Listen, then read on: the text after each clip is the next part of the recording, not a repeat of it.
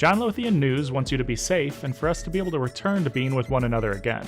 To get there, we need to do the following to beat this pandemic. Wear a mask, stay 6 feet apart, wash your hands for 20 seconds at a time, and self-monitor your temperature. Stay safe, stay smart. Help capture the history of our markets by contributing to the John Lothian News GoFundMe campaign to support the MarketsWiki education history-focused video series and more. This entry in the Path to Electronic Trading series is sponsored by CQG.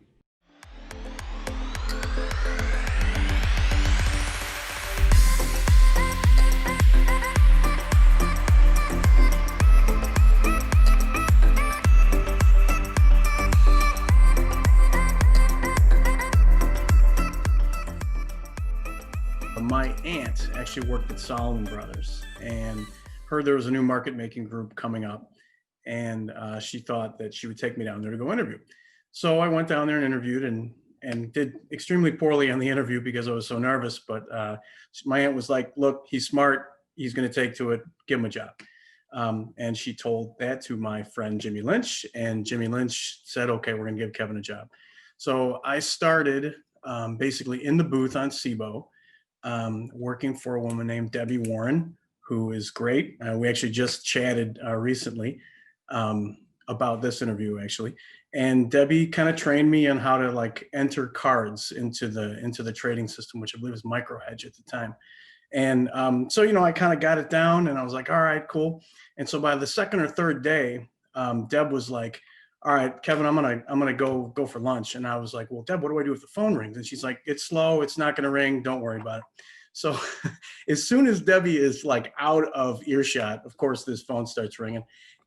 And so I'm like, you better pick this thing up. So I picked the phone up and I say hello. And the guy on the other end of the phone was like, I sold 10. And by the time it got into my ear, it turned into 6. And by the time it got down to the paper, it became 2. And in those days, risk kind of took like a half an hour, 25 minutes to run. So I hung the phone up and we went on with our time. And, about 20 minutes later, the phone rings and Debbie picks it up and I just hear yelling. And she, comes out like this with the phone and she points the phone over to me and says, it's for you. So I grab the phone and, I'm hearing swear words in ways I've never heard them before. There's combinations of what this guy's going to do to me and what and how he's going to kill me that are just completely foreign to me. So I'm kind of shocked, and I hang the phone up. And she said, "How'd it go?" And I said, "You remember that 2 lot?" She said, "Yeah." It's really a 10. And that was the moment that I knew that finance was definitely the career for me, because in no other place would there kind of be that much excitement and sort of that much at stake in a very, very small error, especially sort of when it comes to the relay of information, which is really what we're talking about. We're talking about, for that kind of trading as it goes to electronic trading. What made you quit college, and what was the opportunity? Yeah, I made the decision to leave college because basically I'd become an intern for Blue Capital. And was able to still work at Blue Capital in the mornings before classes, and that kept me out of early classes, which is great. And so I was already still engaged sort of with trading and with options market making while I was at college. And my former job at college was I was working as a janitor nights. I'd start at say 9 p.m. and I think we'd end at like 2 a.m. And although there was great people there. I met some great friends there, and they were really very kind to me. Sort of the allure of not having to work at night and also kind of be able to make the amount of money that I think I would have made after graduating college, before graduating college, was sort of appealing to me.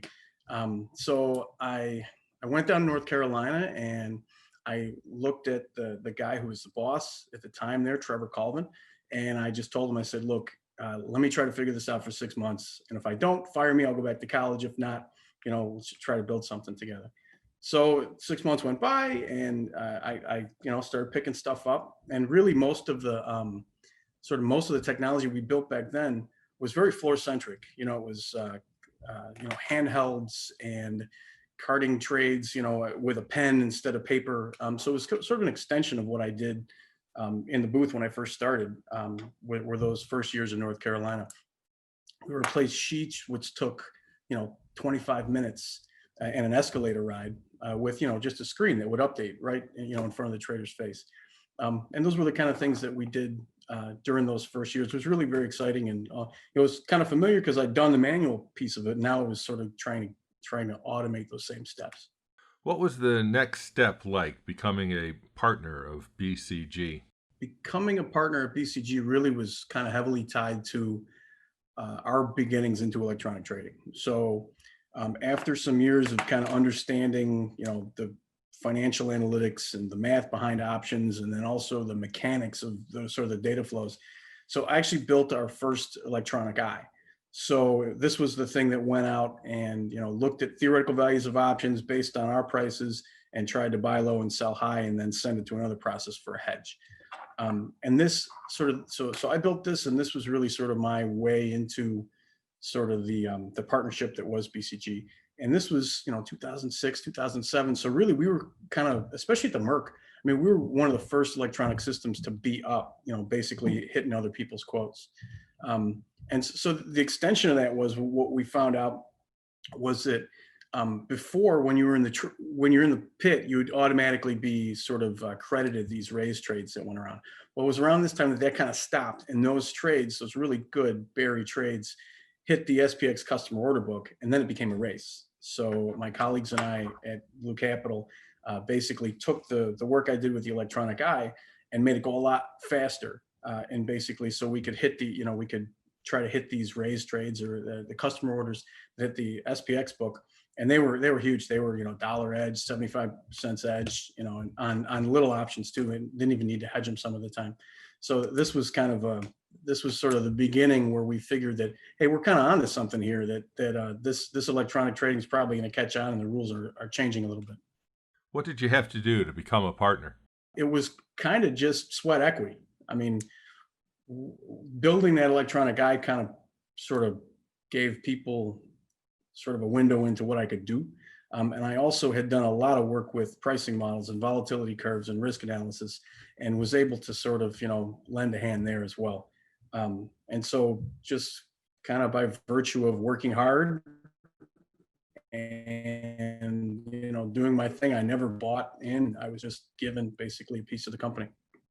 What happened in 2007 and 2008, pre-crisis and post-crisis at BCG? 2007 into 2008, and really was, like I said, crisis and pre-crisis. So kind of as volumes started to increase and we started to see that we were able to not only make trades on the floor, but then we'd lay them off on the electronic eye or on the machine. And then we'd make a trade on the phone, be able to lay it off on the floor. And at the time, we were probably 18 to 20% of the US index equity options volume. And it was very interesting to see how those volumes came. It was about a third floor, a third electronic, a third on the phones. And those are wildly successful years for the firm. And I think in large part to what we did with electronic trading, with my colleagues and I did with electronic trading. I think having that third layoff was really part and parcel to, we weren't an overly large firm, but we were big enough to, say, trade 500 lot SPX. But to be able to lay that off somewhere else and then do it again, 30 seconds, a minute later, that was a big deal. Now, that said, it wasn't all a good thing because, there were, as we sort of continued electronic trading, we kind of got into the spread book and trading the spreads electronically, and that was more complex, and also not just taking liquidity from the market, but also providing liquidity. And I can remember personally, I made a mistake on Christmas Day, 2008, where the interest rate market didn't open that morning. And so we had zero rates go through to our auto quote process and cost $500,000. Just right. I mean, I was ready to go home. I was on my way out the door and somebody called. So we had to try to, unwind some of the trades if we could. And so it wasn't all easy. It wasn't all successful, but mostly successful, just certainly not easy. Who were you using as a clearing broker? How did it change as electronic trading evolved? So we cleared Goldman Sachs pretty much the whole time.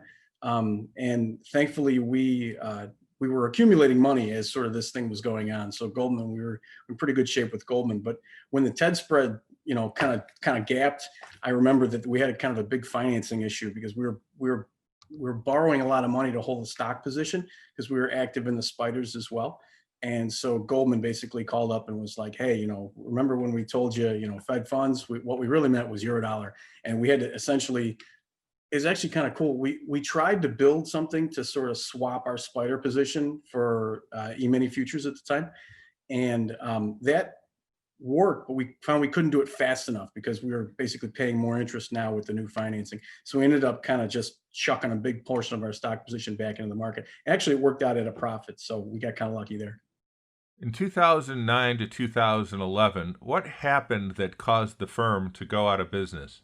After the crash, I remember, coming back, and I think I was in Chicago at the time. And I remember, in 08, even late 08, when I'd come to Chicago and like you'd go out for beers after work or something, like everybody wanted to be, no, we're going home early because we got to be at work in the morning because this is all a big deal. And then sort of after the holidays, and then, 09 came around and we realized that the government had kind of stepped in. It was a way different playing field. So a lot of the large locals had kind of gone out under during that time. And then there was sort of the opposite side of that coin where there were some people made just a ton of money. And so that left kind of a void on the floor and off the floor in this market. And it's my belief that this was sort of the way that the firms that were sort of heavily involved in electronic trading in Europe, and it was very natural to them, it wasn't a new thing at all. They were able to come in the Chicago market around that time, firms like Optiver, those kind of guys, and basically set up shop there. Whereas if there would have been sort of a more natural evolution, not sort of this crash, it would have been harder for those guys to get started. They certainly would have, had the dominance they would have today, except that was a great opportunity for them to get in there. And especially when sort of either large locals were either out of business or large locals like us that we made a good bit of money during that time when maybe kind of took our eye off the ball. So their business model of electronic first sort of was very different than, our business model of electronic trading, which was rather new to us. So, 09, 10, 11, it wasn't anything like the good years. It was, we were flat or maybe down a little bit. And the decision was made, now I was a partner, but not a founding partner. The decision was made by the founding partners that we didn't want to put any of this money back. And so we wound down the firm. We were, I think at our height, we might've had about 80 floor traders. Maybe we were 100 people overall. There was probably 15 of us in North Carolina, the balance in Chicago. So over time, we sort of wound that down, and it became very clear that, in 2011, that, my colleagues and I were looking at each other, we're like, well, do we want to move and try to get other jobs in finance, or do we want to stay here in North Carolina and try to build something? And that's eventually what we did. We decided to build Blue Trading Systems, which essentially took the intellectual property that we built at Blue Capital Group, and we were going to set ourselves to commercializing that intellectual property for smaller prop trading and market making groups. You became a partner in Blue Trading Systems. Why were you a solution looking for a problem? When we started Blue Trading Systems in 2011, we were very much like the laser looking for a problem. So the laser was invented sort of without having a practical application. Practical application came for that invention later. And we kind of likened ourselves to that, to sort of that type of thing. We knew we could kind of do anything in finance. We had the quantitative piece covered. We had the electronic piece covered. We knew about networking. We knew about good software engineering. We knew all that there was to know about the domain. We knew how to manage risk. And so we thought what we would try is, okay, well, we made a deal with our former partners at Blue Capital Group to basically purchase the intellectual property that we'd been building over the years. And then we thought the first thing we try to do with that is to commercialize that and essentially sell that to groups that looked like Blue Capital but were smaller. And those groups were kind of still around at the time because they maybe didn't need as much fuel for their fire, something like that. So that's what we did. We basically took the intellectual property and tried to commercialize it from running on 200 servers to maybe 2, I think, and eventually we got it down to 1. But what we found, that we had some success there because we were good at what we did. But what we found were there were some sort of really weird cases that required a lot of engineering effort, kind of like Eurodollars. Eurodollars at the time is like a 90% pit traded product, maybe 10% on the screens. And we had been in the Eurodollar market and been market making in Eurodollars at Blue Capital. But we found that every other group that we talked to trading Eurodollars kind of did it differently. And it was very much sort of after a while of just really putting our heads down and trying to, put new models in there and do new ways of, specifying edges based on risk, that like every customer we ran into was doing it differently. And so it wasn't a very good commercial prospect anymore. So Well, you had this move to electronic trading. All the other pits were kind of going. They were going from 90-10 to 80-20, and then eventually 50-50 at the time. So that move to electronic trading helped us. But these little sort of nuances in modeling and also how you would decide whether or not to trade a contract, those were tough getting started. BTS rebooted into futures. What was the opportunity there? Sure. So after we'd been selling option software for a little while, we kind of noticed a pattern in that sort of these mid-sized groups that were still around kind of started to consolidate into one another. And so in order to be our customer, you had to not be large enough to where you were going to write your own software. You had to want to farm that out to us. And then also you had to think that your sort of special sauce was somewhere else. Maybe you wrote a custom model, a plugin model, or maybe you had good spots on the floor, or maybe you had some other bend to your trading. So what we found was that those guys, went from being a very diverse ecosystem to sort of consolidating or going away altogether. Low volatility didn't help at the time. So my partners and I looked at each other and we kind of surveyed the landscape for the next thing we wanted to do. And we came across sort of the idea of building an algorithmic futures trading system. So eventually that was sort of what we rebooted into. We still had an options business and checks were still coming in on that. And we basically built in the course of 2.5 years, a system that would essentially try to make money on what we would call the hedge in our previous life. And we didn't really know that people did this kind of thing. We kind of thought when we look at it, hedging an option, you kind of think of it as a cost center. But now sort of in this reboot, we were thinking about how to make money on futures. So we built a spreader and some arbitrage tools, and we built tools to sort of take advantage of order microstructure, like the to join a new market. When the bid becomes the offer, you got a new stack, so you can get right up in the front there and try to turn and try to get a tick. And that really was sort of the focus of that reboot, and we were able to use most of what we did sort of at least on the data side from the options perspective, handling all those strikes and all that data come in. We're actually really good at that. So we took that piece of technology from the option system, then built kind of a low latency execution engine around that. And that worked out pretty well. We had some nice customers there, and I think we had a pretty good offering there. What made you decide to sell to CQG? What does that do for your offering? Around kind of the time COVID was just coming out, my partners and I looked at each other and we thought that we'd done something really good in engineering wise, but we were kind of split on what to do next.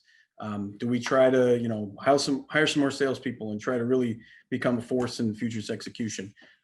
Given some of the analysis we were doing at the time with queue position and how fast you have to be to make money, some of us wanted to trade. And for me, what I wanted to do was I really thought that sort of the next step in the evolution of electronic trading kind of goes over to the buy side. So, if I'm going to try to accumulate 200 futures, and we used to see this in the prop side all the time. If I want to, let's say, the market's 100 up and I want to bid for 200. If I put 200 of those on the best bid, you're going to see that offer price just go away and you're going to end up having to pay up. And I thought that sort of those were the kind of tricks I wanted to try to solve next. So what we did was we decided that we would sell the intellectual property to CQG, and I would come on board as a product manager at CQG. And I'm basically, my responsibility now is to build out an algorithmic execution business unit. So while I still keep in contact with my old colleagues, they're off doing other things, and I am doing this. Tell me more about what you are building out at CQG and what it does. Really what we're doing is the technology we purchased from BTS is called Spark. And Spark is a really nice, low latency, high performance execution engine, execution engine. And it has sort of this concept of algorithms as trees, which is very useful when you think about like how to actually develop algorithms. So what my team and I are doing is we're basically putting new innovation into sort of the first spate of execution algorithms: arrival price, VWAP, TWAP, and maybe some kind of special stuff in the option space as well. So really how we're thinking about this is really comes from my sort of quant experience from the options market maker. So the options market itself gives you a lot of information about the forward variance of a contract. And the MBO and the not just the market by price levels, but the market by order levels gives you a lot of information on how to lean on an order. For example, I'll give you an arrival price order. When a broker gets an arrival price order, his benchmark is the midpoint between the bid and the offer spread.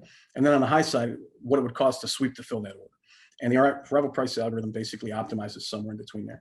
So, one of the things that we're doing with arrival price is we're not looking to historical volatility to tell us what's going to happen with, variance. We're looking at the variances implied by the options market. And that kind of allows you to do some cool stuff. And then sort of on the pay up side, that is, let's say I'm working a bid, and when do I decide to cross? Well, it turns out there's given sort of these forces of cost of liquidity and volatility, there's sort of an inflection point in risk terms where after which you are taking more risk than you really should if you're going to continue to work this order. And then, so we use that and sort of combine that with this sort of microstructure stuff, where if I'm on a bid, I'd much rather the offer side be comprised sort of 550 lots instead of a single 250 lot. So a single actor can't ruin my day then. And these are the kind of things that really only in the last couple of years you can actually see this data and have the wherewithal to sort of analyze this data and productize it in an algorithm like this. So arrival price, that's very exciting. We're hoping to deliver that in Q1. We're doing some stuff with VWAP and TWAP's not very exciting, but you got to have it. And then we're also looking into options execution as well. So I want to be able to offer a pure volatility contract to a customer and either hedge it for them naturally in the futures using sort of the arrival price stuff I talked about earlier, or also to kind of package it together in the spread book to give the market maker sort of a break on the delta hedging risk and sort of pass that savings on to the customer. Tell me the story about doing your math homework on the trading floor. I was taking a multivariate calculus class through Mathematica, not because I had to, but because I like math. And as it turns out, commuting downtown and learning a new business and all this stuff, I really got behind on my homework and I wasn't going to pass the class.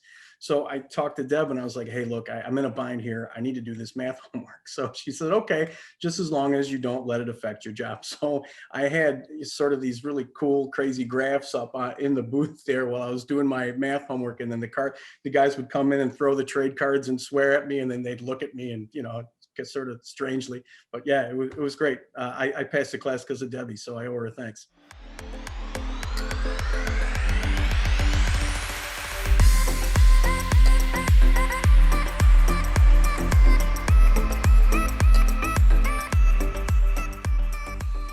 John Lothian News would like to thank those individuals who have contributed to our MarketsWiki Education GoFundMe campaign. Their financial assistance allows us to produce and distribute videos like this for our Open Outcry Traders History Project or the Path to Electronic Trading video series. Join them in supporting John Lothian News, capturing the history of our industry.